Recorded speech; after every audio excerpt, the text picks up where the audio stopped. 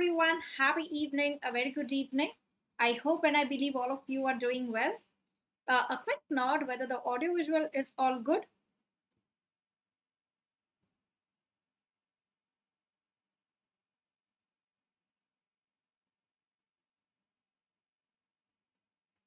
Just give me a minute.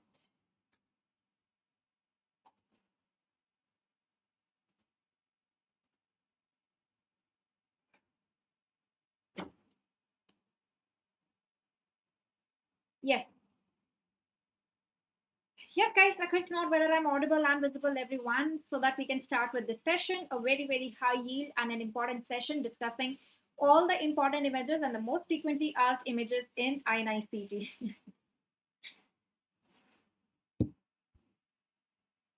Yes. Shahid, absolutely true. मेहनत हर किसको करनी होती है. There is, I believe, there's no end to it. The myth that we hear, ye kar lo, then the life is set, and ye kar lo, then the life is set. I think it's absolutely a myth. It's a ongoing journey, and after you achieve one milestone, there's next milestone achieving, and मजा उसमें ही है. PDF पाहिजे. Sorry, मी विसरली PDF share करायला. Session नंतर share करून देईल. चालेल, right? ठीक है. I'll share it after the session, guys. I'm sorry I forgot to share it before the class. And yes, before I forget, a gentle reminder for each one of you. So let's stay connected on the PrepLadder YouTube channel. All you need to do is subscribe to this channel with the bell icon on, so that you do not miss on any session. Let's say you miss seeing the session link on the Telegram group or anywhere, but at least you get a reminder or notification from YouTube telling you that there's an important session coming up. So make sure we are connected on this YouTube channel and you are subscribed to it. Right. So where to do radiology for INI-CET? I would tell you the algorithm basically for any subject, what you need to do for any subject that you are targeting. First, do the previous year questions. Like if you're targeting INI-CET, just do the INI-CET AIMS ke PYQs. That gives you a fair idea that what questions are being asked. The PYQs are available in the PrepLadder app, right? So you need to do the PYQs there. That gives you an idea. After that, for radiology specifically, if you are a PrepLadder user, you can just watch the rapid revision part of radiology that has been uploaded. It's approximately 7 hours. All the concepts, important images would be covered there. And plus this YouTube live session that we are conducting, because I have done the homework for you, that is having a look at all the questions that have been asked in the recent years in INI-CET exam. And based on that, I've handpicked some of the most important and the confusing images that are asked in the INI-CET exam. So you need to do basically these three things for any subject. Okay? And okay, Shambhavi, that's what. So you'll get a fair idea on the important topics for radiology for INI-CET from this session. Yes, Ravli, this is important and useful for every student, whether you are appearing for upcoming INI-CET or NEET PG or FMG. Because in this session, the focus is not only on just having a look at the image and telling the diagnosis. It's about building the concepts as well. Okay? All right, so let's start with the session. A quick thumbs up from each one of you, and so that I know that you are all set to start with this session. Ajas, 5 years PYQs are a must do. If you are planning to crack INI-CET with a great rank, I would say please do 10 years PYQs, because in INI-CET in many subjects the questions per se are also repeated. Last November INI-CET we saw questions being repeated from 2014, 2015 ke papers. That's why I say that please do at least 10 years ke papers. All right. Special topics Clostridium or video on special topics for INI-CET all subjects. I think that would take some time from my end. As I said, you can just have a look at the previous year questions and get an idea about the topics being asked. Okay, so let's start with the discussion. So this is going to be image-based questions in the form of MCQs that we are going to discuss, so that you participate actively and you tell me what are the answers to the questions that are being put forward. So INI-CET November ka timetable May INI-CET ke baad mein aayega, right? So it's going to be after the May INI-CET. Chalo, what do you think is this? Aha, I see a lot of you getting trapped here as well, but I see many students getting it correct as well.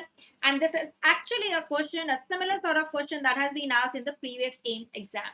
Now, remember that whenever you get a patient of RTA with chest pain and dyspnea and the EFAST image is shown, it is not always a pneumothorax. Okay. The INI-CET specifically has tricky questions as well, right? So here what you need to see is first tell me what do you see in the EFAST? Normal versus pneumothorax. Now what is EFAST? First of all, EFAST is extended fast to include the evaluation of the thoracic cavity for pneumothorax and for hemothorax. What is the full form of FAST, guys? What is the full form of FAST? Is it fast abdominal sonography in trauma? Is it focused abdominal sonography in trauma? What does FAST stand for? Remember, FAST is focused assessment. Focused assessment with sonography in trauma. So like someone was asking, please tell the important topics for INI-CET. FAST and EFAST is a repeatedly asked topic in INI-CET. One, the full form has been asked. It is focused assessment with sonography in trauma. It is not fast abdominal sonography. Next question has been on the sequence of evaluation. What is the sequence, the areas that you start evaluating with? So remember that the first that we have is the epigastric region, basically looking for the cardiac tamponade. That's the first one. So upar se niche is how we are going. First is the epigastric region. Next is the right hypochondriac region. I am sorry for this. Let me go back to the slide. Right. Next is the right hypochondriac region, and next is the left hypochondriac region. And the last that we have is the pelvic area, basically to look for the free fluid around the bladder. So these are the 4 areas in FAST. In EFAST, the evaluation of the thoracic cavity has also been included. Okay, so remember that this is the sequence that we have. Now, what is blurred Clostridium? If you think that the video is blurred, all you need to do is go to the settings and change the video quality in the advanced settings. Okay. Right. Now look at this image. What are we seeing in the EFAST, the M mode of ultrasound that is shown here? This is the white line that you see here that represents the pleural line. Okay, that is the pleural line that we are seeing. So above the pleural line, look at the image. We are just seeing the horizontal flat lines telling you there is no motion. Below the pleural line, we look at the granular image. So this sign is called as, this appearance is called as the seashore sign. Okay, this is called as seashore sign, which is normal. When you see the granularity in the below part, that is the seashore sign, which is suggestive of normal findings. If it was pneumothorax, what sign do we see in pneumothorax?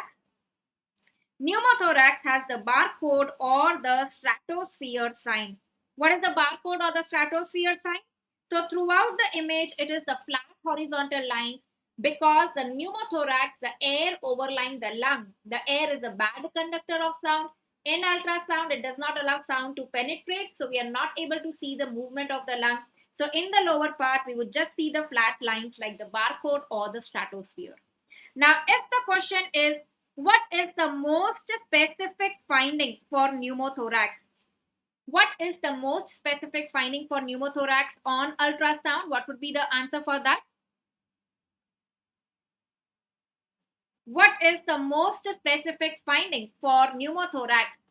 Is it the barcode sign? Is it the stratosphere sign? Very good, Sushmita. That is the presence of the lung point. Okay, lung point is present. Now, what is the lung point? So, lung point is basically in ultrasound, you see that in one image, both the seashore sign and the barcode sign are present together. There is the transition from the normal to the abnormal, right? So, that is the most specific sign for pneumothorax, right? Now, going back and having a look at a quick review of all the important radiological images in pneumothorax. Now, look at the first image here. What are we seeing here? This is the visceral pleural line that we are seeing. This entire thing, the jet black thing that we are seeing, that is the pneumothorax. And this is the collapsed lung. So this is the pneumothorax and this is the collapsed lung. Remember, pneumothorax is outside the lung. Pneumo is air, so it will appear black and it will not have any vascular markings. Right? Look at the next image here. Again here, what do we see in the next image is this one is showing the pneumothorax on the right side with the mediastinal shift to the opposite side. So even pneumothorax will cause mediastinal shift to the opposite side. Okay, it will cause mediastinal shift to the opposite side. This investigation is CT scan with the white bone. And what do we see here? This is the visceral pleural line. Surrounding that is this jet black air. X-ray and CT both utilize X-rays and that is why the structures appear the same. Air is black on both X-ray and CT. So this one here again is pneumothorax. CT is the most sensitive investigation for air containing pathologies. Next, what we see here. Can someone tell me what is this image showing here? What is the yellow circle showing here? What is that? This sign, what do you see here is compare this sulcus with this sulcus. This sulcus has become deep. So this is called as deep sulcus sign. Okay, this is called as deep sulcus sign. Absolutely right, which is seen in a supine X-ray in a patient of pneumothorax if you take a supine X-ray, like we do in the ICU patients. So remember, deep sulcus sign is seen in pneumothorax in a supine radiograph. The air goes into the sulcus, making it deep. And this is the M mode of ultrasound. The granular appearance below the pleural line, seashore sign which is normal. The flat lines throughout, the pleural line is not well seen. That is the barcode or the stratosphere sign suggestive of pneumothorax. Now remember that in pneumothorax, what is the treatment that is done? What is the treatment that is done in a pneumothorax? So if it is tension pneumothorax, which is denoted in the question by the presence of, what all do we have? It causes that obstructive shock. So there can be hypotension, there is tachypnea, right? There is dyspnea. And very, very important, remember the clinical features would be, because of the air, there is going to be hyper-resonant note on percussion. The air will cause the hyper-resonant note on percussion. So in that case, the first thing is the wide bore needle.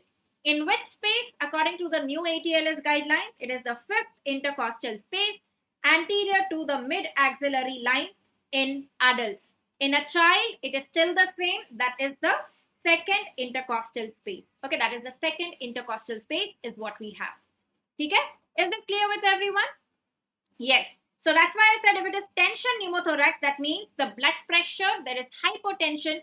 Then you need to do this. First is the needle compression, the wide bore needle, and then is putting the drain. Okay, then is putting the drain is what we do. Okay? So this is about the management. And remember that when we put the drain, the triangle is called as what triangle? The triangle of safety. Even the question has been in the previous INI-CET exam on the triangle of safety. What is the triangle of safety? The pectoralis major, the latissimus dorsi, and at the level of the nipple, the base of the axilla. Okay? So that is what is the triangle of safety. Remember that it is your latissimus dorsi, pectoralis major, and the base of the axilla at the level of the nipple. This is the triangle of safety. Okay, that's the triangle of safety. The one of the option that was given was clavicle does not form the border of the triangle of safety. Is this clear with everyone? So pneumothorax is definitely an expected question in your exam. Radiology integrated with the management. Okay, radiology integrated with the management. Okay. Now let's go to the other images. These are the three images that you have, A, B, and C. What do you think is the diagnosis in these images? So having a look at the three important pleural pathologies. Very, very important. This is important for FMG exam also. When you see this S-shaped curve, this is called as Ellis-S curve. This is called as Ellis-S curve, which is seen in pleural effusion. Whenever there's pleural effusion, it is going to be the blunting of the costophrenic angle, not the cardiophrenic angle. It is the costophrenic angle. As the fluid goes up, it goes in the form of a meniscus. The lateral side is more up. If I ask you what is the most sensitive investigation for pleural effusion, always for water, for fluid, it is ultrasound. Okay, remember it is ultrasound. Next one, what are we seeing in the next image? If you see very, very carefully, you can see this visceral pleural line here, and beyond that point is the black pneumothorax. So the diagnosis in the next one is the pneumothorax. Air is black, fluid is not black. Next, what is the diagnosis here in the next image? Now, this is the horizontal level. Whenever you have horizontal level with the blunting of the angle, so this is horizontal, H for H. Remember, it is hydropneumothorax. The air fluid level is always horizontal. So there is pneumo, air above, fluid, hydro below. So it is hydropneumothorax, which is horizontal. I hope this is clear with everyone. Hydropneumothorax, horizontal. Pleural effusion is going to be the S-shaped curve. Okay, very, very important. All right. Now, and another important clinical difference, remember that pleural effusion, the fluid will cause the dull note on percussion, important. Air will cause the resonant note on percussion. Okay, clinically that is an important feature to be differentiated. Now going on to the next question, this is another most frequently repeated image and the question in the INI-CET exam. I'm sure all of you have seen this.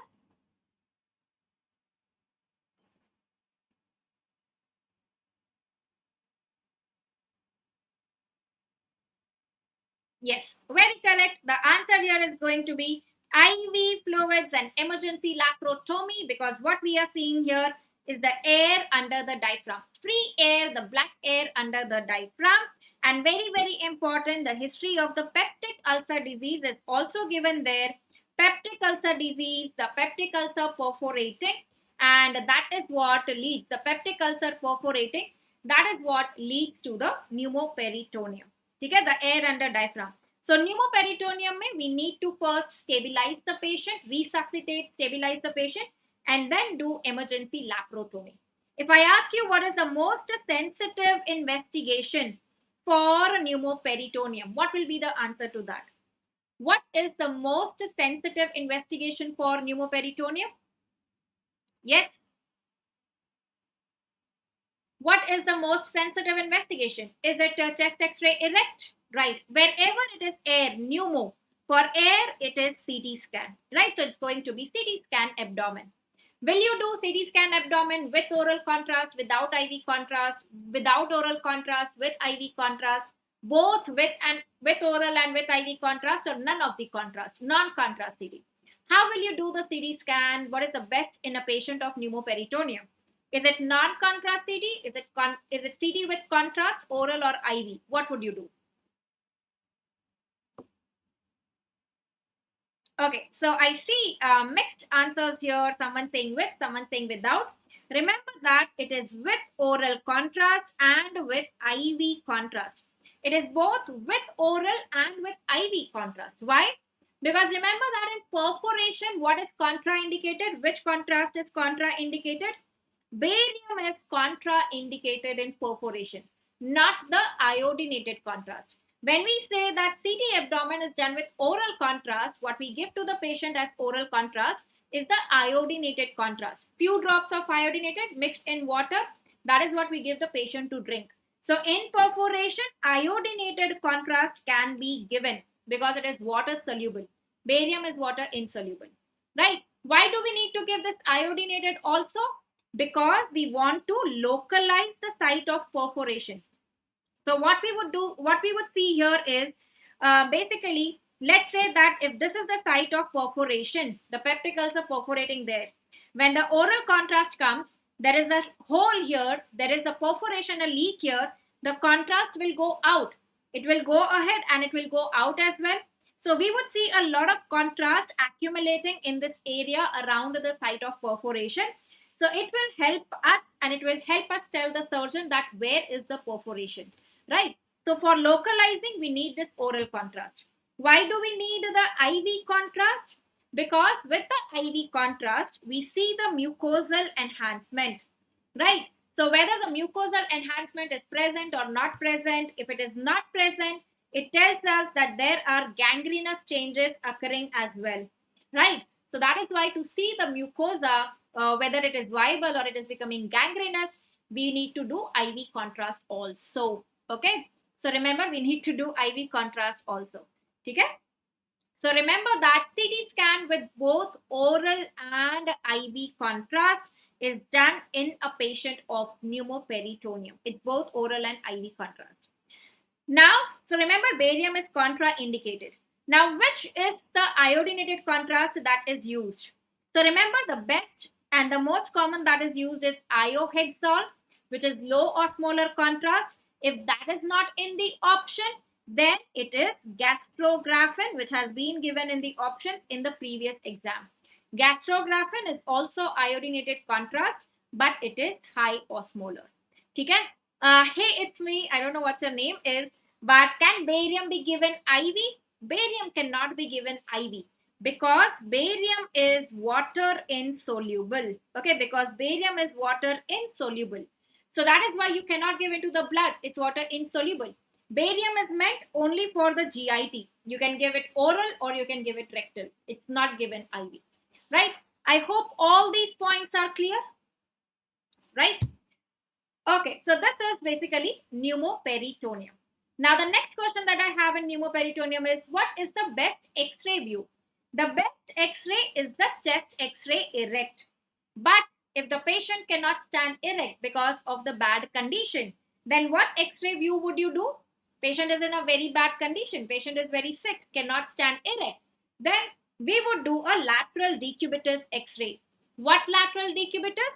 A left lateral decubitus. We would do a left lateral decubitus. The air will go to the right. The liver would give a good contrast. If there is a lesser sac may air, even that will come out from the epiploic foramen. And that's why we do the left lateral decubitus. Okay, remember it is left lateral decubitus with a horizontal beam of X-ray. Horizontal beam, always with decubitus, it's a horizontal beam of X-ray. Okay, all right. Now, coming to some more images, this is also showing the air under diaphragm, pneumoperitoneum. Next time they can give you a CT image. So far, they've been giving X-ray image. In the CT, we know that air looks black, just like in X-ray, air looks black.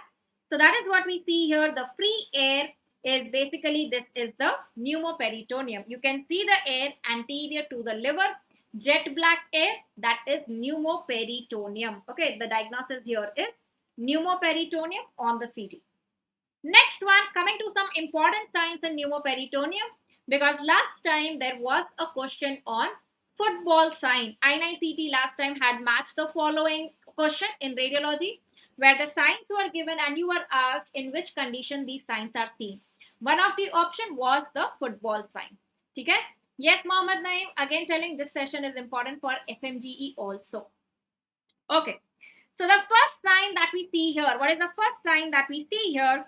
This is like the football of air that we are seeing. So football, this is the football sign. Okay, the first sign that we are seeing here is the football sign. What is the next sign that this radiograph is showing? Anyone? What is the next sign that we are seeing? Look at the arrow here. What are you seeing? This is the bowel wall, which is seen so clear. Look at the bowel wall. Look at the bowel wall, which is seen so clear on X-ray abdomen. Because if there is air inside the bowel, there is air outside the bowel. This is called as Wriggler sign. The air inside, the air outside gives a good contrast to the white bowel wall. This is called as Wriggler sign.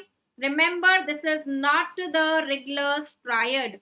Wriggler's triad is another important previous year question of both NEET PG and INI-CET. Where do you see the Wriggler's triad? Wriggler's triad is seen in gallstone ileus. Okay, Wriggler's triad is seen in gallstone ileus. What are the components? It is the gallstone, right? What is the triad? Ectopic gallstone. Ileus, matlab it means the small bowel obstruction, not the large bowel obstruction. And what is the third component? The third component is the pneumobilia, not the hemobilia. Okay, so the third component is pneumobilia is what we see. Okay, so this is the Wriggler sign. What is the next sign that we are seeing here? The ligament, which is seen very clear here because of the air on either side. So remember, we have the falciform ligament sign, or all the ligament signs that we have in pneumoperitoneum. Anyone, what is this sign? The next image. What sign is being shown here? This is the umbilical ligament that we are seeing so clear because of air on either side. So umbilical ligament giving this inverted V sign. Okay, so this is the inverted V sign in pneumoperitoneum. Next one, coming to the cupola sign. Cupola is the dome of the building. Diaphragm is the dome of the abdomen. So when you see this black air beneath the central part of the diaphragm, then it is called as cupola sign. Decubitus abdomen side, this is the left side down, the right side up. It is left lateral decubitus that we do. You can see this black air which is rising up towards the right side. This is the decubitus abdomen, the left lateral decubitus. Okay, and this one which we are seeing here, look at this triangular accumulation of air in between the bowel loops. The triangle air is called as the triangle sign or the telltale triangle sign. Okay, this is called as the telltale triangle sign. Is this not clear with everyone? Okay? All right. So this is about pneumoperitoneum. Okay, this is about pneumoperitoneum. Going on to the next question. All these are the questions that have been asked in the INI-CET previously. Identify the MRI sequence. What do you think is this MRI sequence here?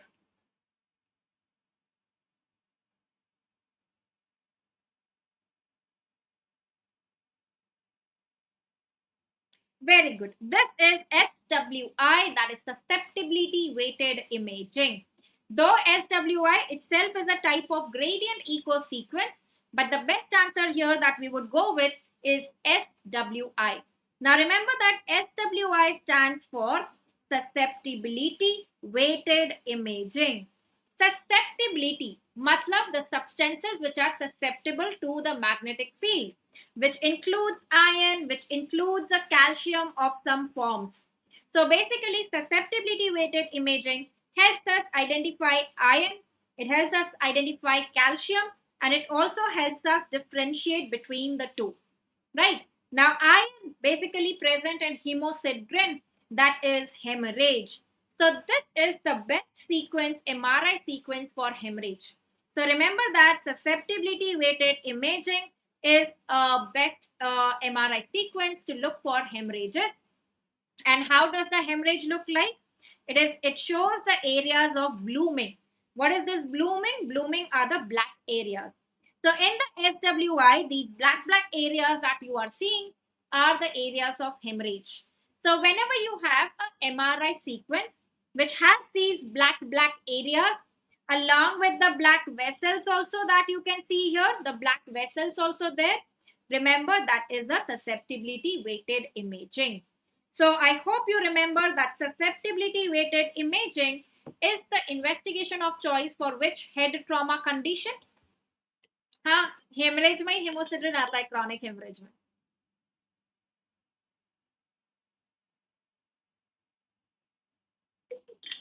Very good. It is diffuse axonal injury. Another important and favorite question with the examiners in INI-CET.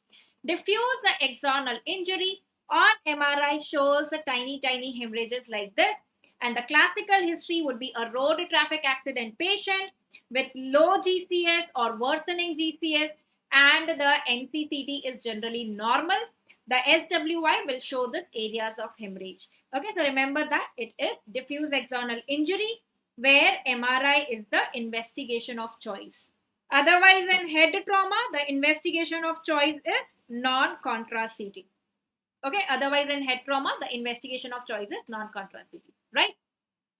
Now, since SWI was asked in the previous exam, we will quickly have a look at the other MRI sequences also.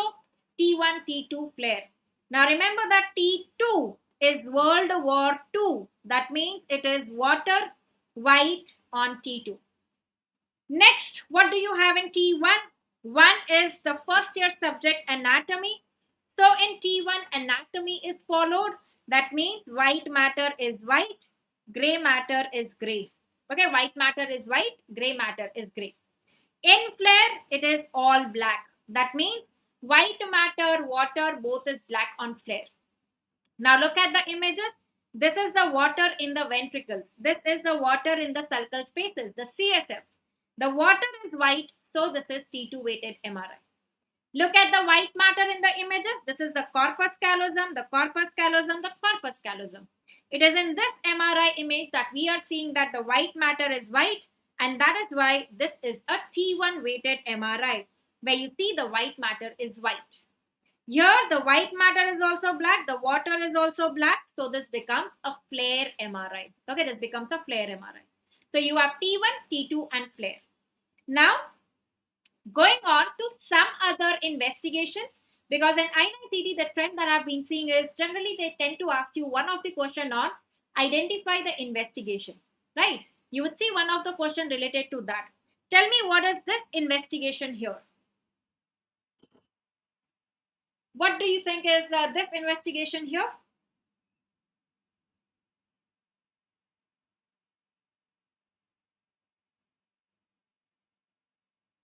This is not a HIDA scan.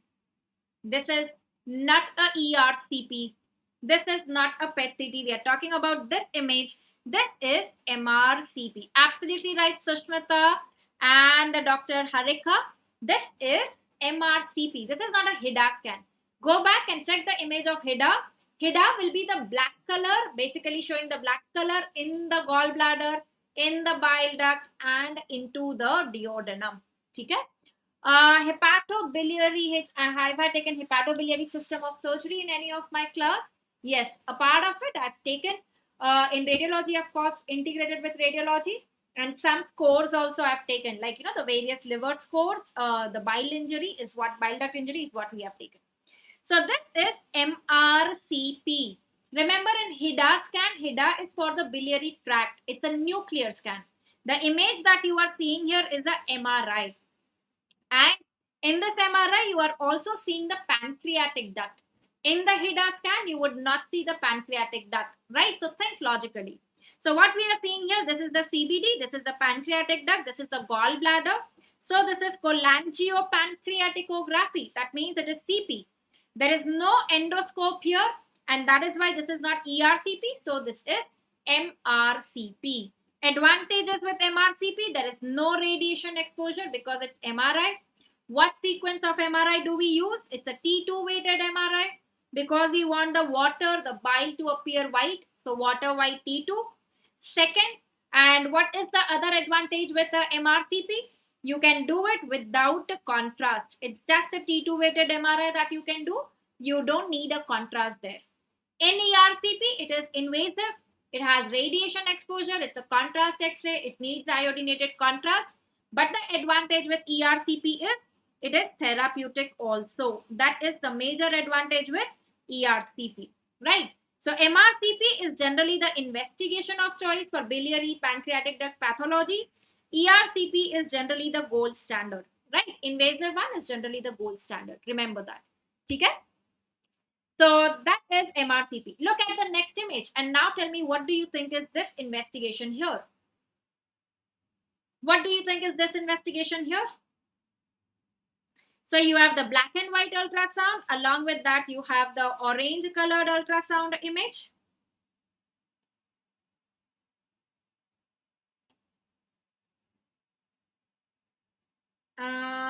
Give me a minute. I need to check.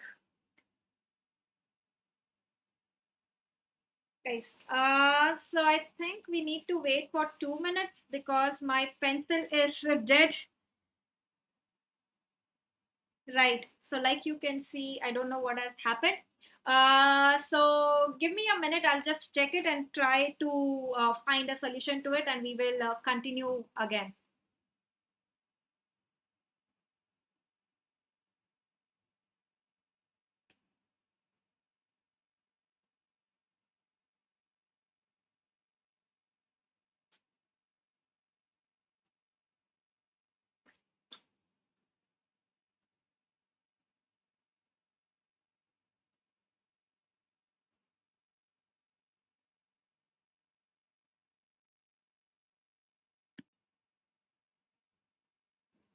Hello everyone, I'm back. Am I audible and visible?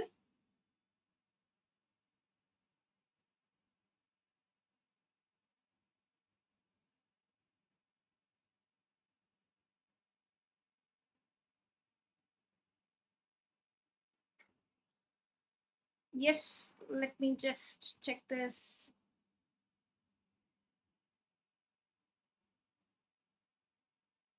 Okay, that's great.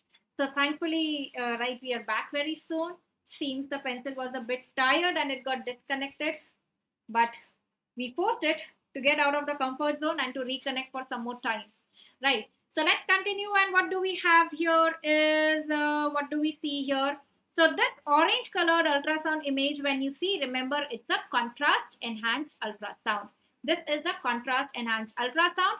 The contrast that we see, that we used here is the micro bubbles. Okay, micro bubbles are the contrast used. This we have already seen. A quick revision. What is this one here? This is a T2 weighted MRI. Okay, this is a T2 weighted MRI. Water is white. And this one here, right, everybody of you have been waiting to answer this. The orange color, when you see the white bones, but it's not just black and white. So it's not a routine CT image. An orange colored CT image is a PET CT. That is the fusion imaging, a hybrid imaging, which is the most common investigation, basically, which is used for staging of cancer. Right? It's a PET CT, which is hybrid or fusion imaging. Okay? Going now to the next set of image. This has been a previously asked question in one of the AIMS exam. What do you think is the investigation which is shown here? Let me focus on one image at a time. Let's focus on this image here. What do you think is this one here, anyone? What investigation is shown here? Is this the X-ray spine? Is it a CD spine? Or is it something else? What are you seeing here? Right, it's a X-ray, it's a radiograph that we are seeing. The bones are white, it's a radiograph. Very good, Sushmita. Sushmita seems to be very good with radiology. What do we see here? It's not a routine X-ray spine. What do we see here is, this is the white contrast like surrounding the spinal cord. That is the white contrast. So that tells me that we have put the contrast in the subarachnoid space by doing the lumbar puncture, and this is what is called as myelography or myelogram. Okay, it's a myelogram. This is the routine X-ray spine where you don't see any contrast here, right? Look at this one. Next time you can get the myelographica image as a black contrast wala, because this is done under fluoroscopy.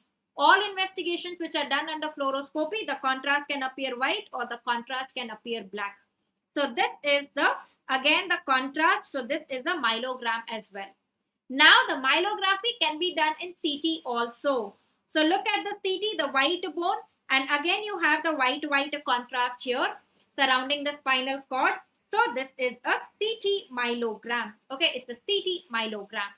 And the last image that you see here, this is the MR myelogram. Okay, this is a MR myelogram that you are seeing here, where you are seeing the nerve roots coming out. This is the MR myelo. Okay, this is the MR myelo. Okay? So remember, myelography has been asked in the previous exams. What do you think is this investigation here? Anyone, what do you think is this investigation? This is the white bone. So this is CT scan.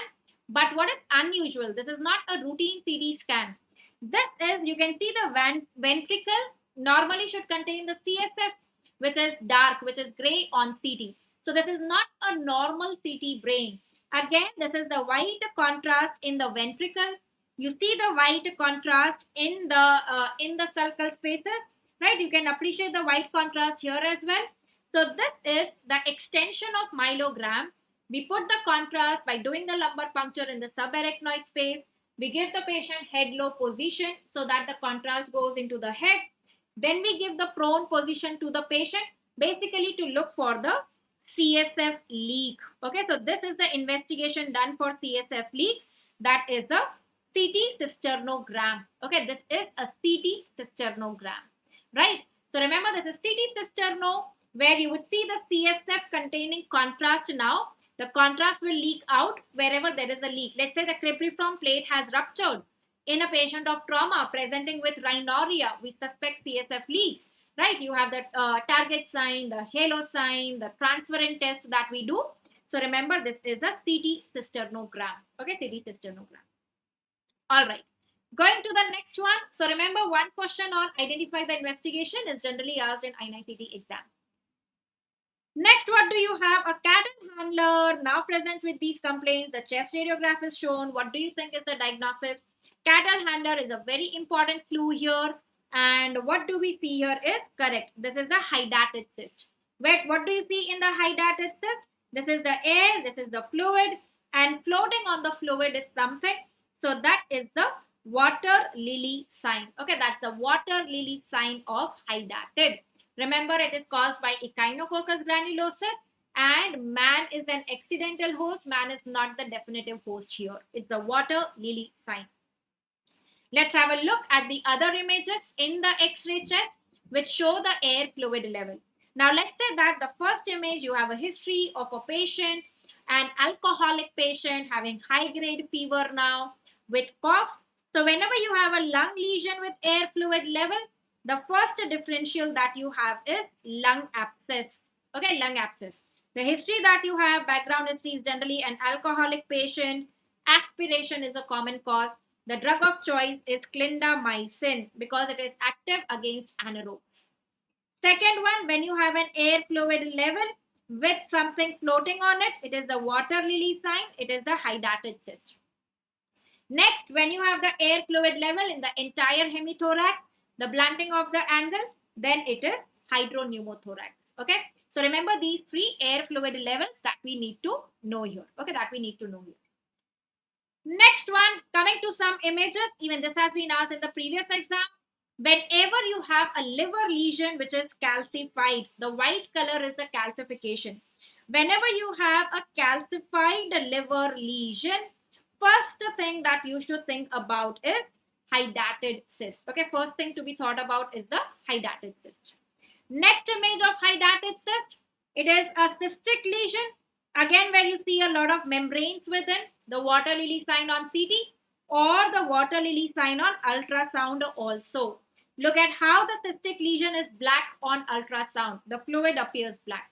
Okay, so that's the water lily on ultrasound and on CT. Next one, on the ultrasound, you might have an image where there is a large cyst with the multiple daughter cyst within.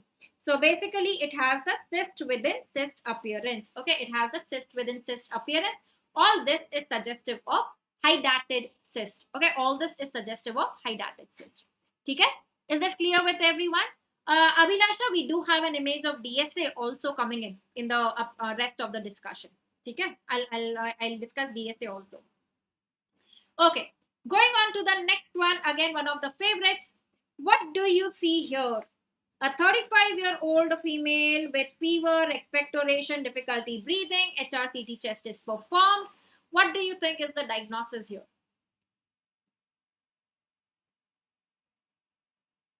Very good. This is consolidation with air bronchogram. So remember the sign that we are seeing here. We are seeing the black bronchi. That means the air containing bronchi very clearly. So that is why this is air bronchogram. Air bronchogram is seen when the background lung becomes white. Normally the background lung is black. So what happens normally is the lung and the bronchi. Normally the lung is black containing air. The bronchi are black containing air. So black and black, they merge together. So imagine like a group of Negroes, all black sitting, they all look the same. Now, if I make, Negroes group, there are some white people also, right? Gora people. So then that would give a good contrast. So we would be able to differentiate the black and the white. So that is what happens in consolidation. So in consolidation, what happens? The lung becomes white, but the bronchi are still black. So the white and the black, they can be differentiated now. So basically in the background of the white lung, now the black bronchi stand out, and that is what is called as air bronchogram sign, which is seen in consolidation. Any cause of consolidation. It could be pneumonia, pulmonary edema, pulmonary hemorrhage, hyaline membrane disease where you have white out lungs. There are multiple causes. The prerequisite is the lung parenchyma should become white. So basically the air bronchogram is a sign of parenchymal disease. It's a sign of parenchymal disease. It would not be seen in extra parenchymal disease because in extra parenchymal, the lung parenchyma is not becoming white. So it will not be seen in mediastinal mass. It's extra parenchymal, pleural effusion, diaphragmatic hernia. All these are extra parenchymal pathologies. So remember that it's a sign of parenchymal disease. It is not extra parenchymal. And that is why it is seen in any cause of consolidation, right? So now differentiate, what do you think is the diagnosis in the image A and in the image B? What do you think is the diagnosis in the image A and in image B? So in both of these, basically on the right upper side, we are seeing some opacity, right? This is the opacity on the right upper side. The difference is in the image A, this is the horizontal fissure, which is still horizontal. Here in the image B, the horizontal fissure has actually gone up. So the fissure has gone up, right? Yes, so correct, Dr. Harika. B is the upper lobe collapse. And this is not pleural effusion. Okay, Nukila? Pleural effusion, it starts with the blunting of the costophrenic angle, right? This is not even hydropneumothorax because hydropneumo, matlab the hydro part is niche. It starts with the blunting of the costophrenic angle. So this is basically the horizontal fissure with the upper lobe consolidation. Why do I call it consolidation? Because the horizontal fissure is at its normal position. This one here, the horizontal fissure has gone up, and that is why this is the right upper lobe collapse. The collapse takes the structures towards itself, and that is why it is pulling the fissure towards itself. So horizontal fissure gone up, it is the right upper lobe collapse. So A is consolidation. Consolidation causes no shift, no fissural shift, no mediastinal shift. B is the collapse. Okay, B is the collapse. And right, so remember, this is how you differentiate consolidation from collapse. Going on to the next one, another favorite with the examiners. What do you think is this one? Is it fluorosis? Is it rheumatoid arthritis? Is it ankylosing spondylitis? Or it is Riter's disease? Absolutely right. This is ankylosing spondylitis. Decode the term. Spondylitis, matlab the inflammation of the spine. Ankylosing means leading to the fusion. Everywhere the fusion is happening. So आगे भी fusion होता है. पीछे the posterior elements of facet joints are also fused. Everywhere it is fusion. So आगे से पीछे everything is fused. That is what you see in this image here. This is a CT or this is a MRI. Remember, this is the CT. It is the bone cortex which is white. Always look at the bone cortex. In the CT, you are seeing that the vertebra are fused. So what are we seeing here? Is basically the bamboo spine. The fusion is also happening posteriorly. The interspinous ligament also. There is anterior fusion. There is posterior fusion. This posterior fusion, when you see on the X-ray, what sign does it show in the midline? This white line that you see, what is that sign called as? That is the dagger sign, right? So you have the bamboo spine, the fusion of the vertebra, the dagger sign, and you also have the fusion of the sacroiliac joints. Very important, ankylosing spondylitis starts with the sacroiliitis, and that is why the patient has low backache, and then it goes up, and the entire spine gets fused. Okay? So remember that you see this sign, the dagger sign, the sacroiliac fusion is what we are seeing here, What is the most sensitive investigation for early ankylosing spondylitis? Is it X-ray, CT, MRI? It is MRI. Basically to look for sacroiliitis, the initial inflammation that basically presents as bone marrow edema. The marrow edema, M for M, is best seen on MRI. X-ray and CT will show the later changes, not the early changes. Okay. So remember that it is MRI. What sequence of MRI do we do? For bone marrow edema, it is the STIR MRI. It's a fat suppressed sequence which helps us detect the bone marrow edema very well. Okay. Going on to the next one. What do you think is the diagnosis here? Is this ankylosing spondylitis? Yes or no?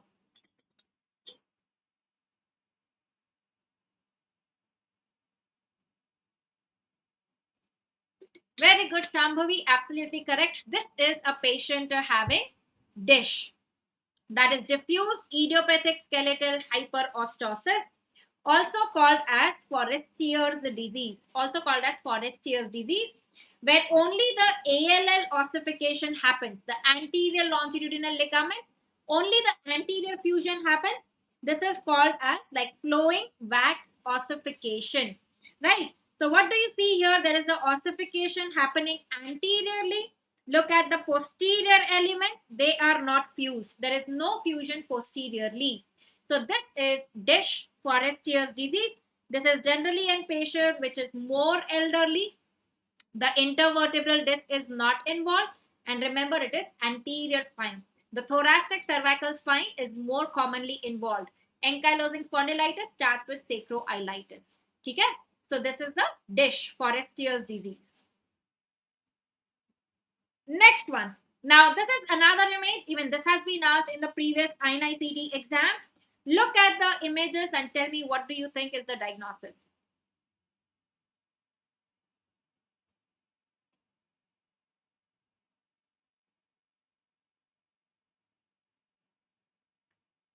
Yes, very good, Ronit. Absolutely right. This is a case of alkaptonuria. Okay, this is the case of alkaptonuria. What do you see here is the black color in the sclera, the pigmentation, and also you see the intervertebral disc ossification, the calcification in the intervertebral disc. This is basically called as ochronosis.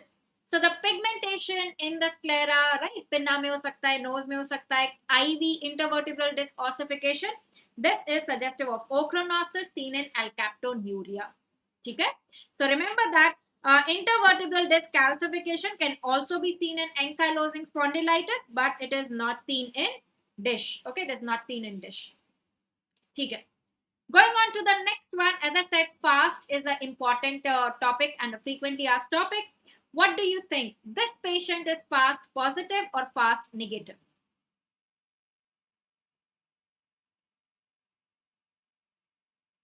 Very good, Shreya. That is the fast positive. Why do you call it fast positive? See, fast is the first investigation to be done in any patient of blunt abdominal trauma. Whether the patient is stable, the patient is unstable, the first thing that we do is fast focused assessment with sonography, basically to look for whether there any bleeding has occurred from any organ. How do we decide the bleeding has occurred? Basically by presence of the free fluid in the peritoneal cavity, right? Hemoperitoneum basically is what we are looking for. So we are looking for fluid, and we know that fluid appears black on ultrasound. So if you see the black area on ultrasound, that is why it is going to be fast positive. So look at this one. This is the kidney that we are seeing here. Surrounding that, you are seeing the black layer there. That suggests that it is the fluid which is present. When the fluid is present in a patient of trauma, we take it as blood, and that is fast positive. Okay, that is fast positive. Right? So that was about fast positive. Remember, this is very, very important. Going on to next one, recent INI-CET exam question. So congenital heart disease, X-ray appearance is important. This appearance of the heart, which is basically the boot-shaped heart, the apex going upwards, very correct. That is TOF. Okay, tetralogy of Fallot gives the boot-shaped heart with the upturned apex, basically because of RVH, right ventricular hypertrophy. The RVH takes the heart apex up and out. The LVH takes the heart apex down and out. Right? So this is boot-shaped heart, which is also called as Cor and Sabu. Sabu, remember, like the boot.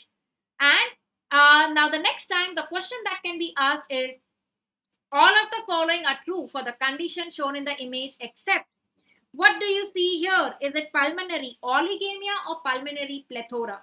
Remember, in TOF, there is going to be pulmonary oligemia because it has pulmonary stenosis. So pulmonary stenosis will cause the decreased blood supply to the lung, and that is why there would be pulmonary oligemia. Remember, there's going to be pulmonary oligemia. This is the heart disease, which is majority of the times associated with right-sided aortic arch. Okay, maximum association with right-sided aortic arch would be seen in tetralogy of Fallot. Okay. And what is the embryological defect in this condition? What is the embryological defect? Is it the absence of the formation of the conotruncal septum? Is it the absence of the spiraling of the conotruncal septum? Is it the unequal division of that truncus arteriosus? What do we have? मोटी pen इस्तेमाल करूं इससे मोटी I find it difficult to write. ठीक है, I'll try doing that.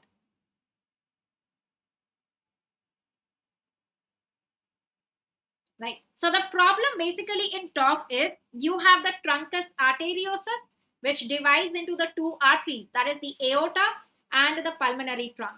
Now what happens here is there is the unequal division. Okay, there is the unequal division. So the aorta and the pulmonary artery are unequally divided. So what happens is the aorta is larger, the pulmonary artery smaller. So there is pulmonary stenosis and there is overriding of the aorta. So remember, the problem is the unequal division. Okay, the problem is the unequal division is what happens. The absence of the spiraling leads to the condition which is TGA. You don't have the spiraling there. It is two parallel arteries that we have. Okay, so that's the embryological concept behind TOF. Now let's have a look at the other images. What do you see here? This is the figure of 8 appearance of the heart, also called as the snowman heart. The figure of 8 appearance is the snowman heart. Remember, snow falls from supra, upar se. This is seen in supracardiac TAPVC. That is type 1 TAPVC. Next one, this has been asked in the previous INI-CET exam. What do you see here? This is the egg on the side. So you have a narrow superior mediastinum, and this is the egg on side or egg on string, which is seen in TGA.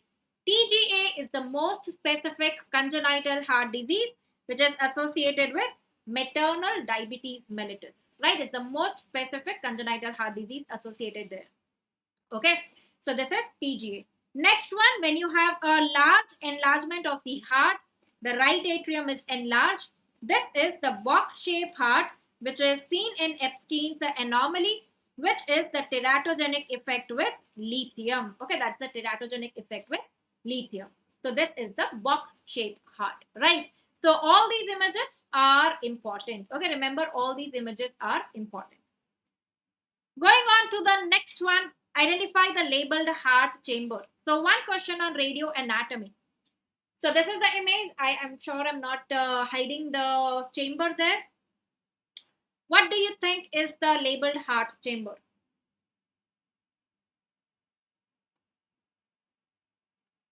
Depressed cat. Radio is important for INI-CET, and the questions generally are not very difficult, right? So that's why it is scoring as well. So if you understand the black and white of radiology, it's easy. Very good. You guys are amazing. You've become half radiologist already. The correct answer here is left ventricle. Quickly telling you about the heart chambers. The sternum here, the anterior most chamber of the heart is the right ventricle. This is the axis of the heart that you are seeing. So to your left are the right sided chambers of the heart.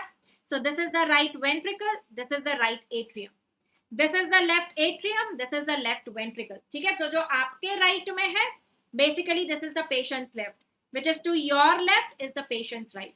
Anterior most is the right ventricle. Posterior most is the left atrium. What chamber enlargement causes esophageal compression? It is going to be the left atrium enlargement, because you have the esophagus somewhere here. Behind the left atrium is where we have the esophagus, right? So remember that the labeled chamber here is the left ventricle. Next one, very, very important, and seems to be a favorite with the INI-CET examiners, renal mass, right? The imaging in renal mass. What do you think is the answer to this one? Nova, yes, this would be available after the live stream is over as well.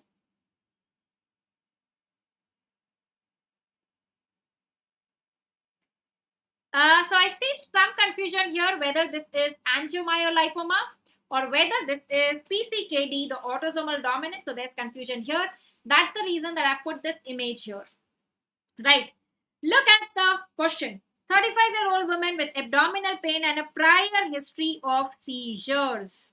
Okay. There is a history of seizures also, which supports the diagnosis of tuberous sclerosis. And these are the angiomyolipomas. Because look at the appearance of the liver lesion, the renal lesion, sorry. So look at the appearance of the lesions here. Are they completely gray, like water containing? Are they completely gray? No, they are not. They have the dirty black appearance. What has the dirty black appearance on CT?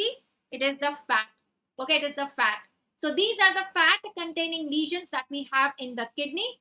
So dirty black appearance, this is angiomyolipoma. Again, the pen has got disconnected. I don't know what's the problem. Give me a minute, I'll be back again.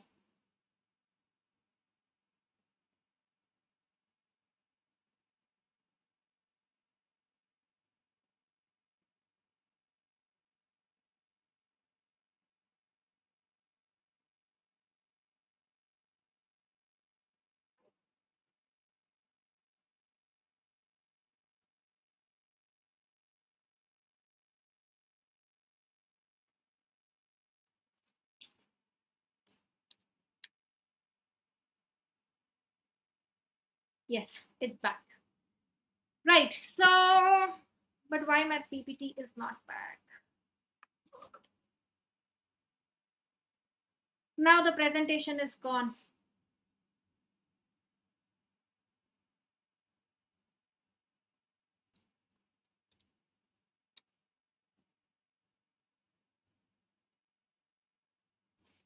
Guys, give me a minute. I'll try to settle this down and reconnect. Let me let me also have a look at the session quickly.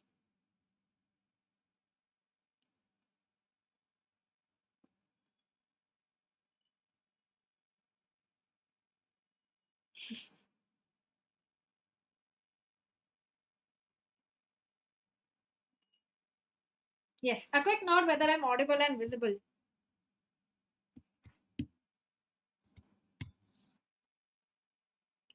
All right, that's great. And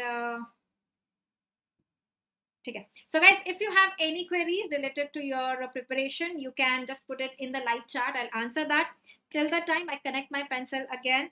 The pencil is very reluctant, it seems, to study today. If you have any queries, be it related to radiology, be it related to any of your preparation difficulties that you are facing, PDF is available after the session. So Ronit, what I would do is I will share it on my Telegram group. I'll share the PDF on my Telegram group if that works.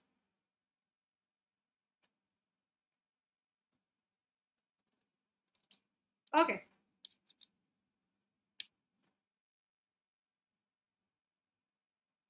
Yes, this is back and the pencil is also connected.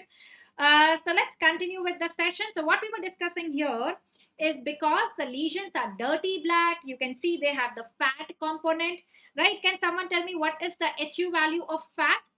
HU value of fat, is it positive or negative? It has a negative HU value and that is why it appears dark. It is less dense than water. And in the lesion, you can also see some white areas telling you that there are the vessels also. Okay, there are the vessels also. So caffeine is asking what to revise in the last 10 days. The first cycle of reading that you are doing is basically meant to note down all the topics that you are finding difficult, that you are getting wrong while you are solving the previous year questions, that you are seeing are being asked again and again in the exam. Those are the topics that you should make a list handy so that you know that in the last 10 days, these are the things that I want to revise. See, it's going to be different for everyone.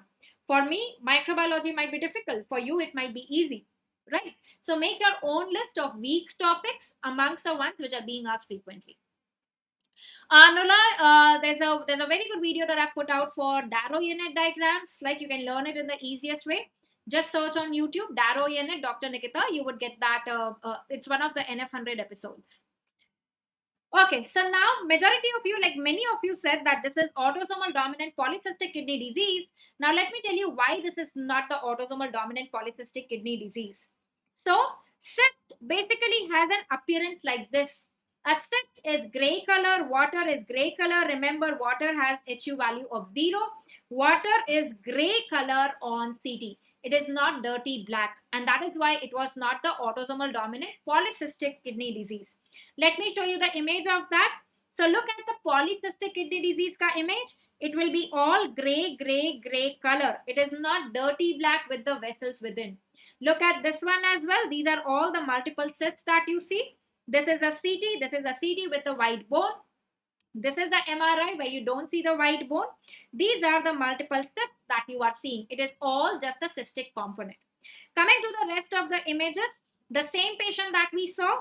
Now look at this. It has that dirty black appearance. It has the dirty black appearance, some collection outside the kidney also, because this angiomyolipoma can rupture. It can lead to hemorrhage, retroperitoneal hemorrhage. Patient can present with hypotension, and then it is called as Wunderlich syndrome, right? Wunderlich syndrome, retroperitoneal hematoma with hypotension. Now, also remember this point on this T1 weighted MRI. Look at the lesions. They will appear hyper intense because fat is hyper intense on T1 weighted MRI. It's T1 white. It's T2 white also, but not as white as the water. Stir sequence is basically a fat suppressed sequence.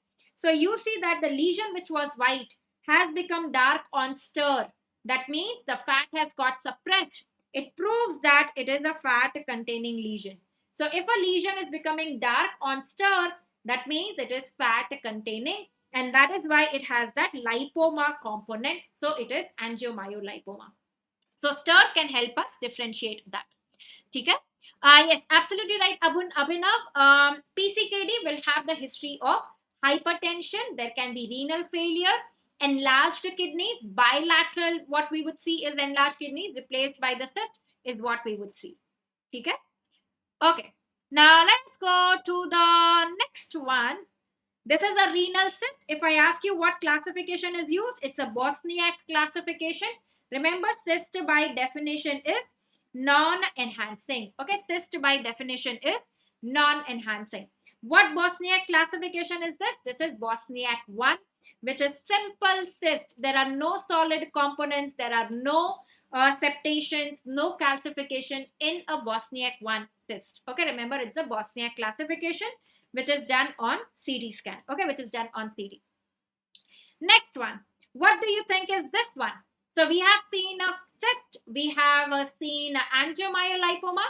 When you have a solid lesion in the kidney, this is the kidney. You are seeing a lesion which has the solid enhancing component. Solid enhancing lesion in the kidney is going to be most common. Think of renal cell carcinoma. Okay, that's going to be RCC.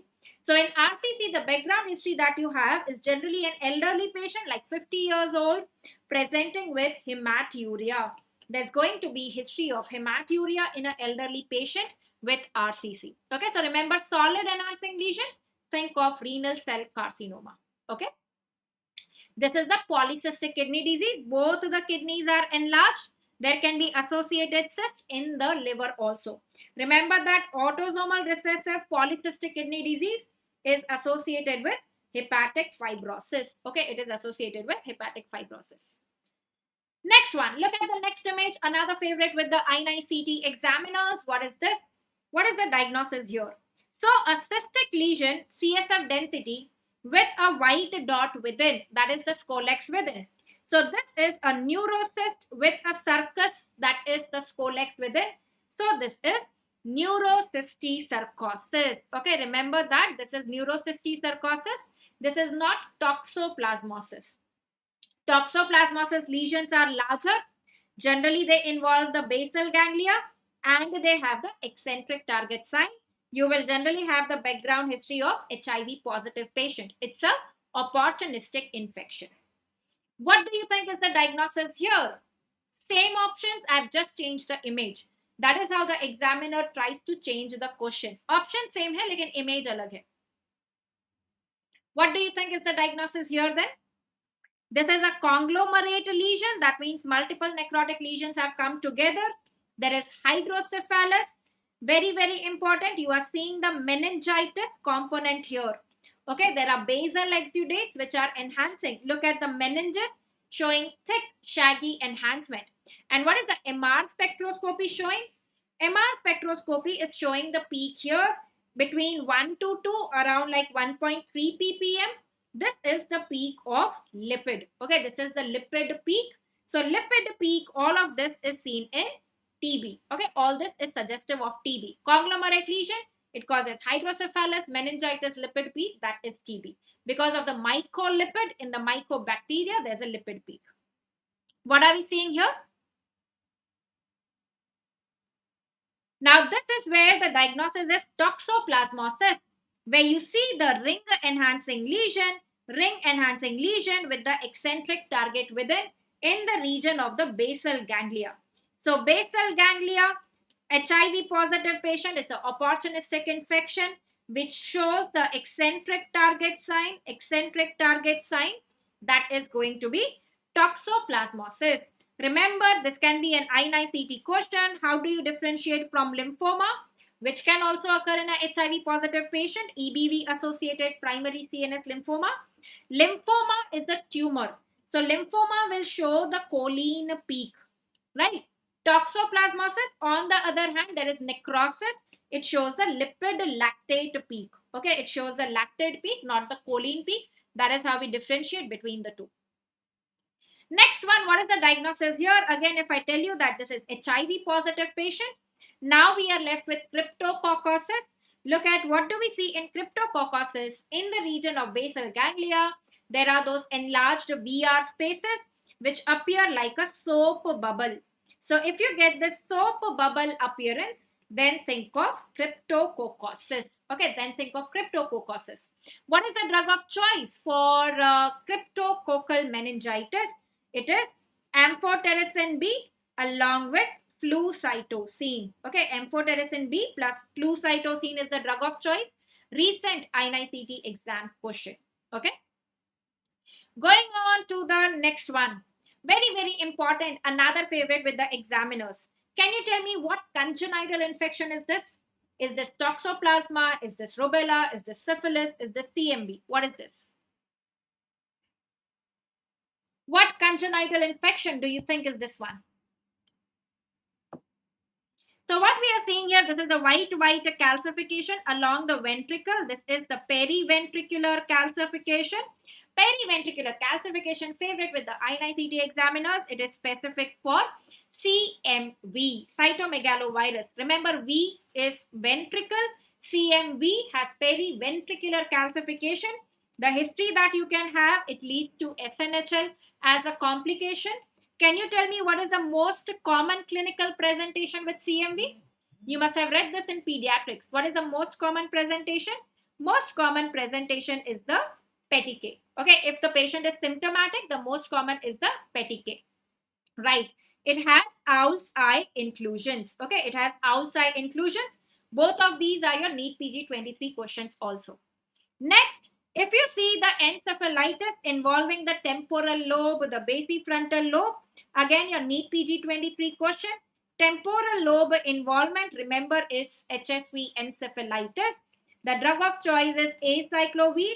Today itself we discussed the antiviral drugs, right? Remember that acyclovir, we need to check serum creatinine. It is nephrotoxic. It requires activation by viral thymidine kinase, right? So that is the points for acyclovir. Going on to the next one. Liver lesion is another important area for the INI-CET exam. In liver lesion, what do you think is the diagnosis here? Is it hepatic hemangioma? Is it amoebic liver abscess? Is it Caroli's disease? Or it is HCC? What do you think is the diagnosis here?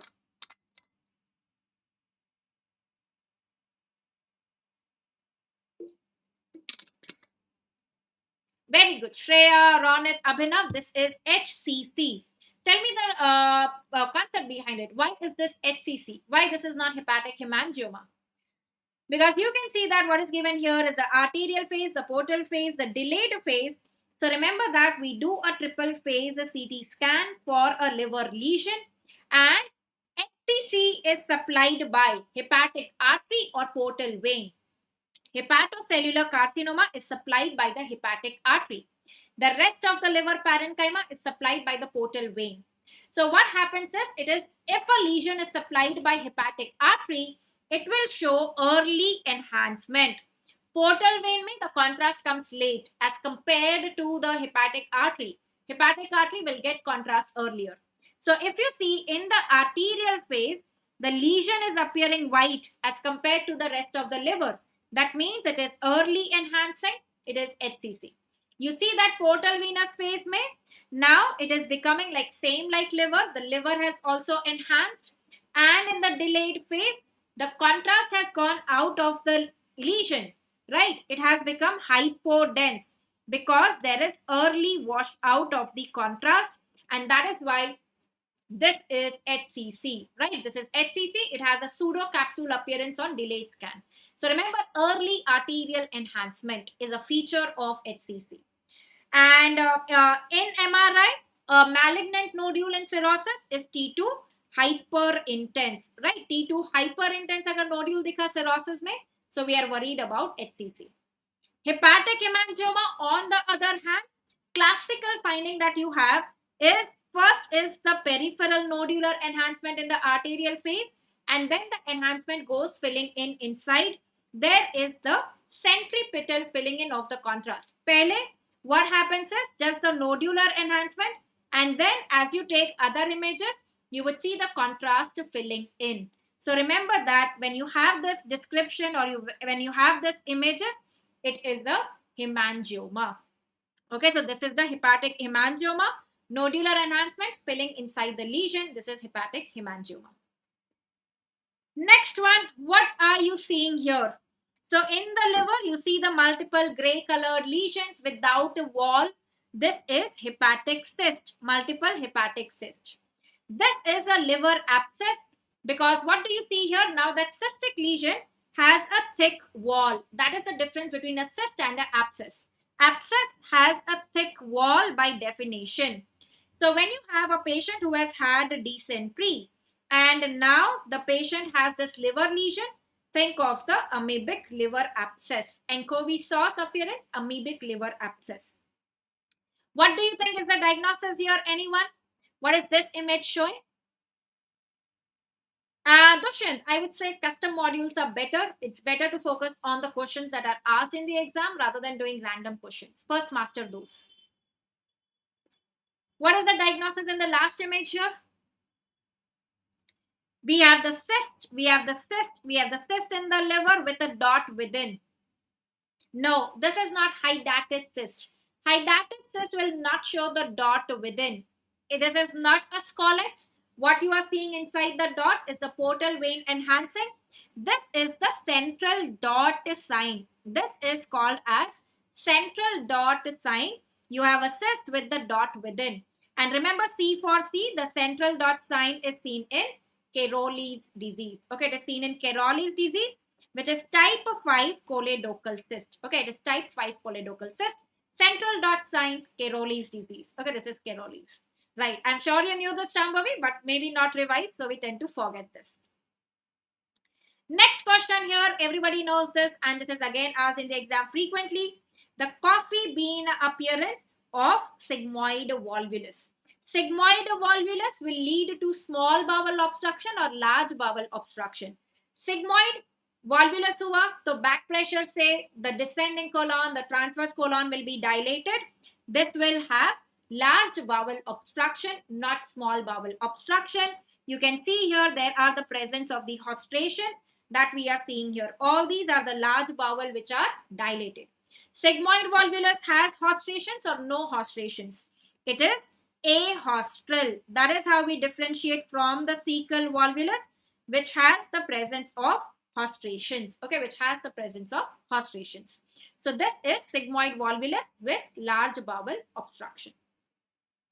Next one, another favorite with the examiners, be it NEET PG, INI-CET, FMGE. What is incorrect about the given condition? What do you think is the answer to this? What is incorrect about the given condition? Very good. Dysphagia to solids is more than liquids. This is incorrect. So the diagnosis that we have here, dilated esophagus with the bird beak appearance.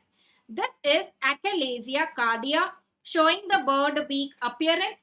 So in achalasia, the LES is contracted. When we eat the solids, the pressure of the solid opens the LES. So dysphagia to solids is not more. It is less than the liquids. Dysphagia to liquids is more. Manometry is confirmatory. This is a very, very frequently asked question. The gold standard is manometry. Chicago classification is used. So you can remember this as, I hope the pen is not gone. Just the slide is gone. I'll go back to the slide. Okay. So remember that when I write achalasia, so you can remember this achalasia, CH is the Chicago classification. HAL is the Heller's myotomy, is the surgery which is done. Or now we also have the POEM surgery. The per-oral endoscopic myotomy, we cut the muscle of the LES. That is what is POEM surgery that is done for achalasia. Okay. Next one. So Abhilash, or someone had asked about this. First tell me what is the investigation which is shown here. What is this investigation which is shown here? Whenever you see a black vessel on angiogram, remember it is a digital subtraction angiogram. Okay, because the DSA is the one which is done under fluoroscopy, C-arm, and fluoroscopy we said the contrast can be black or the contrast can be white. So in DSA, the vessel is going to be black. Now tell me, what do you think is the diagnosis? Is it a ICA aneurysm? Is it JNA? Is it a fistula, or is it a AV malformation? What are you seeing here?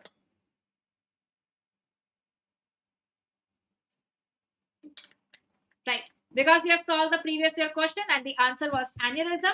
Here the answer is not aneurysm. The answer here is carotico-cavernous fistula.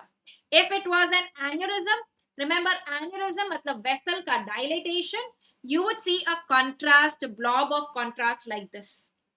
Okay, this is not a JNA because a nasopharyngeal angiofibroma, when you do the angiogram, you would see a lot of tumor blush, right? A lot of vascularity in the tumor, and the most common blood supply to the JNA is by the branches of external carotid artery.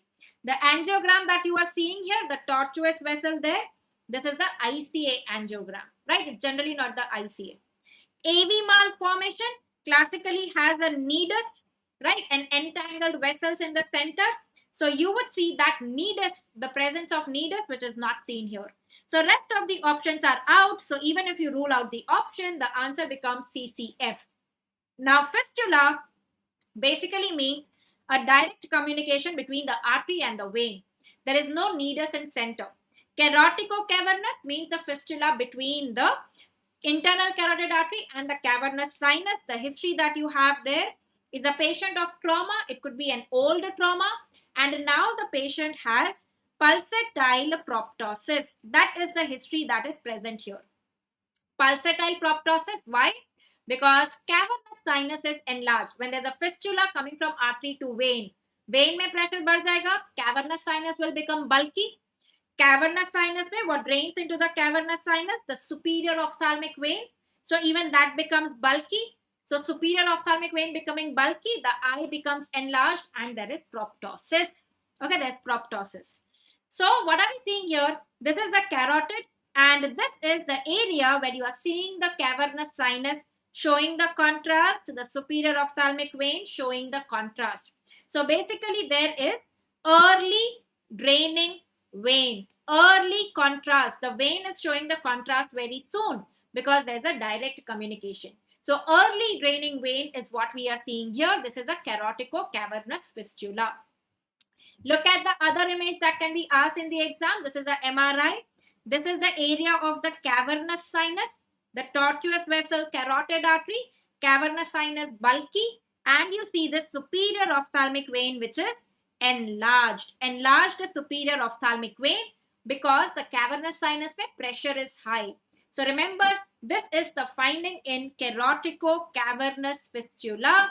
The gold standard investigation would be a DSA. Okay, the gold standard investigation would be a DSA. Is everyone clear with this? Right? A very, very important topic and a concept to be understood here. Going on to this one, what are we seeing here? When you see this abnormal entanglement of vessels, that means it is a nidus. Then you think of AV malformation. AV malformation has a nidus. AV fistula does not have a nidus. And an MRI, this AV malformation, because of those prominent vessels, the appearance that it shows is called as the bag of worms appearance. Okay, the bag of worms appearance is what you see in AV malformation. When do you suspect an AV malformation? This can rupture and this can lead to intraparenchymal hemorrhage in a young patient, right, without history of hypertension.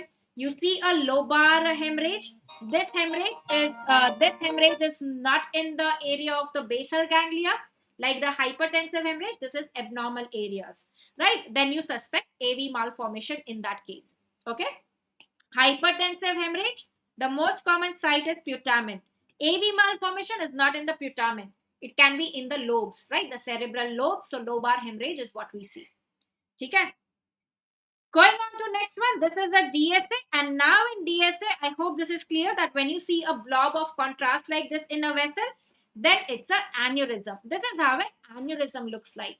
And the question is, aneurysm leads to which hemorrhage? It leads to subarachnoid hemorrhage. What vessel is this which is showing the aneurysm? This is the internal carotid artery giving the middle cerebral artery and the anterior cerebral artery. So this is the ACA aneurysm. And whenever there is ACA aneurysm, ACA goes in the interhemispheric fissure. So there is going to be the blood in the interhemispheric fissure. That is what you are seeing in this patient, right? That is what you are seeing in this patient. Blood in the interhemispheric fissure means the ACA aneurysm has ruptured. You also see the blood in the ventricle. There is intraventricular extension. The sylvian fissure, that is showing the blood. This is subarachnoid hemorrhage. Patient comes with thunderclap headache. Okay. Going on to the next one. Very, very important, very frequently asked. Which of the following might have led to the given pathology? What is the given pathology here and what do you think is the answer here? So this is the biconvex hemorrhage here. This is the EDH. Italy shape is EDH. Right, EDH is due to middle meningeal artery. The image is showing the associated fracture. Remember, the rupture of the artery requires high pressure, so it is generally associated with adjacent fracture. It does not cross the sutures. It has associated lucid interval. Lucid interval is present in EDH. It is the rupture of middle meningeal artery. Okay, it's the rupture of middle meningeal artery. Right, very good, Sushmita. Very frequently asked. Middle meningeal artery terion के यहाँ located होता है. The image of terion is given. It is the anterior division of middle meningeal artery which is present along the terion.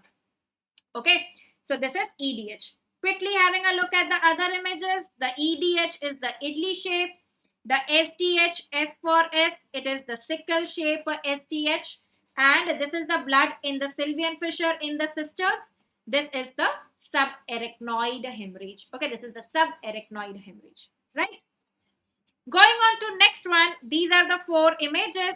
Tell me, what do you think would be the answer to this one? A, B, C, D. Radiofrequency ablation is used in the treatment. Is the treatment of choice for which of the following? Again, recent INI-CET question.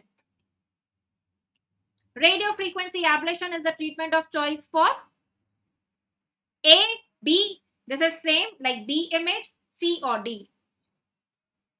Radiofrequency ablation, do not make a mistake here. Radiofrequency ablation is the treatment of choice for osteoid osteoma. Why? Because osteoid osteoma has a nidus in the center. It presents as cortical thickening with the nidus in the center.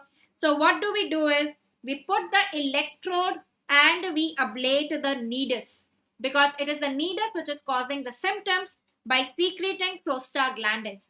Prostaglandins maximum at night, so it causes night pain, and that is why when you give aspirin which blocks the prostaglandins, the pain is gone. So classical history in osteoid osteoma would be night pain relieved by aspirin, and remember this is cortical thickening. So this is a cortex based tumor. And that is what you see in the image B. What do you see in image B? This is the cortical thickening with the nidus within. This is the cortical thickening with the nidus within. So remember, osteoid osteoma has OO, cortical thickening. Another O tells you that it's a nidus, the rounded nidus within. So remember, it's a treatment of choice for osteoid osteoma because it's a small nidus that we need to ablate.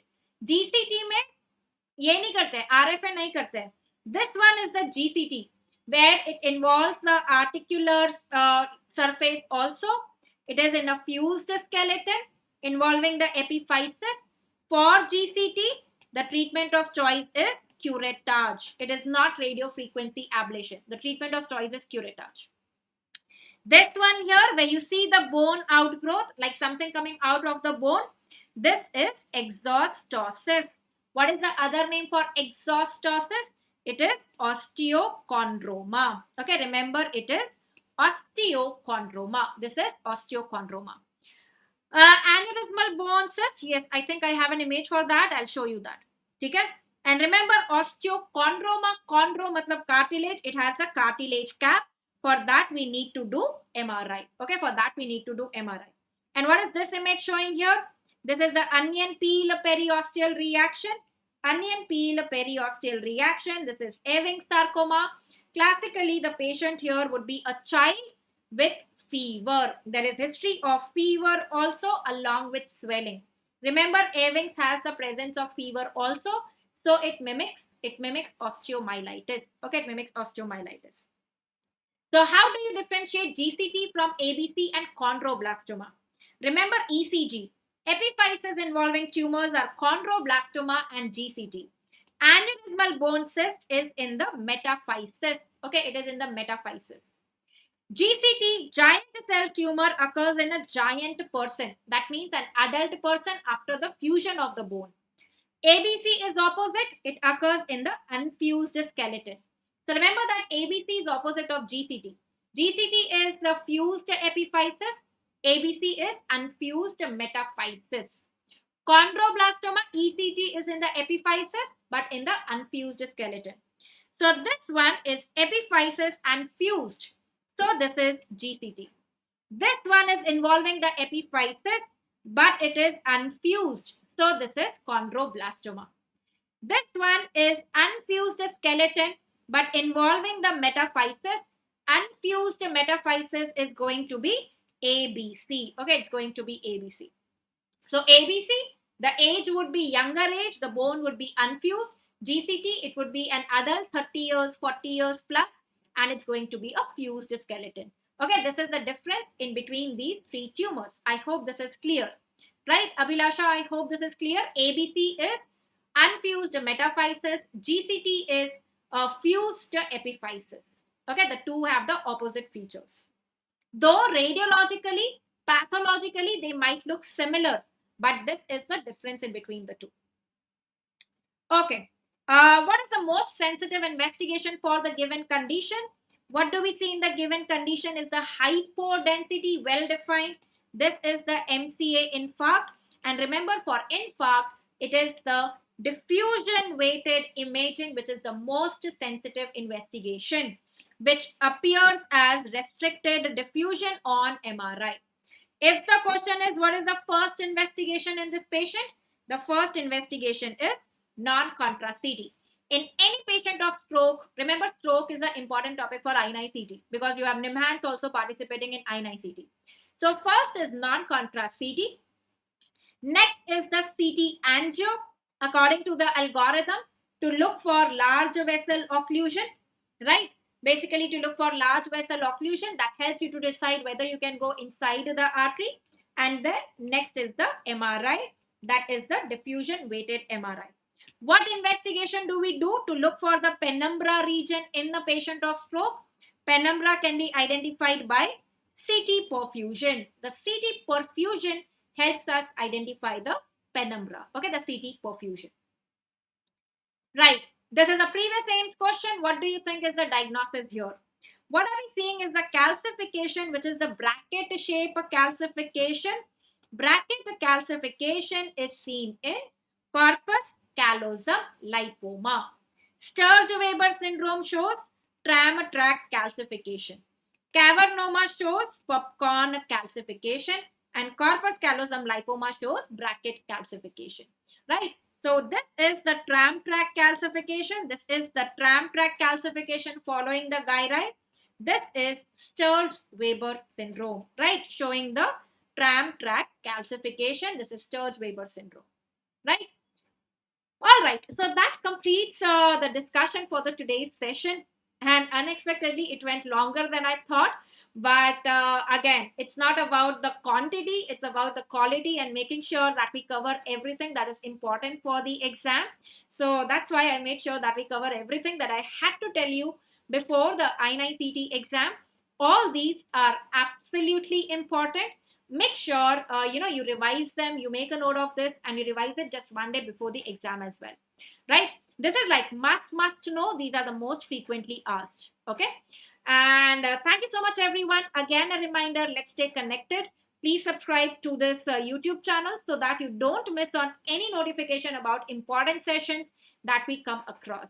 Thank you so much for all the love. I absolutely love it and definitely brings a smile on my face. Thank you so much, and see you again very soon. Till then, goodbye, take care, and keep studying, keep revising, and keep winning. Thank you so much.